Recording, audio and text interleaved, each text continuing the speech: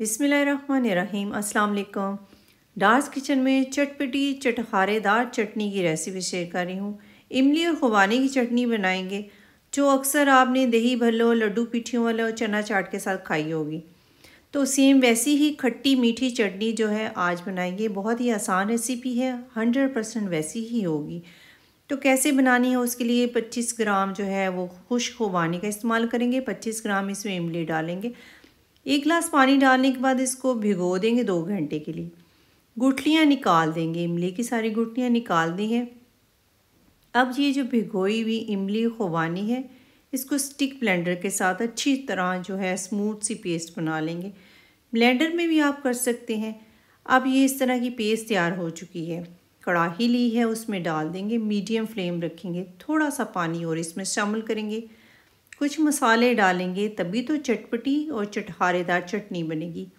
आधी टीस्पून सुरख मिर्च पाउडर, आधी टीस्पून नमक, आधी टीस्पून इसमें काली मिर्च पाउडर डालेंगे, चीनी डालेंगे 4 से 5 टेबलस्पून, तभी तो ये खट्टी मीठी चटनी बनेगी।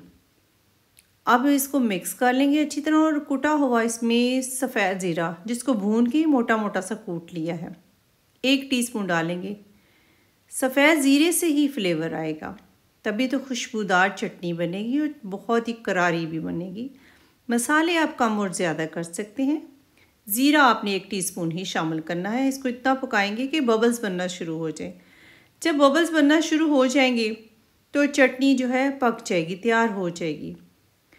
सिरका डालेंगे 2 टेबलस्पून। इससे चटनी ख़राब नहीं होगी, चाहे आप 6 माह के लिए रखें। 3-4 मिनट इसको खूब पकाएंगे।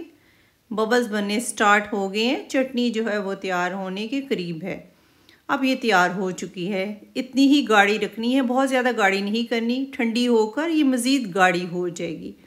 तो ठंडी हो जाए तो आप इसको किसी बोतल में डाल के फ्रिज में 6 महीने के लिए रख सकते हैं। बहुत ही मज़े की चटपटी चटखारेदार चटनी तैयार हो चुकी है, जिसको आप दही भल्ले, चना चाट और लड्डू पीठियों वाले और मछली के साथ भी खा सकते हैं। फ्राई मछली के साथ बहुत अच्छी लगती है। बनाएं और डार्स किचन को सब्सक्राइब, वीडियो को लाइक और फ्रेंड्स से शेयर करना मत भूलिएगा। अपना बहुत सारा ख्याल रखें, अपनी दुआओं में याद रखें। आप इजाज़त दें। अल्लाह हाफिज़।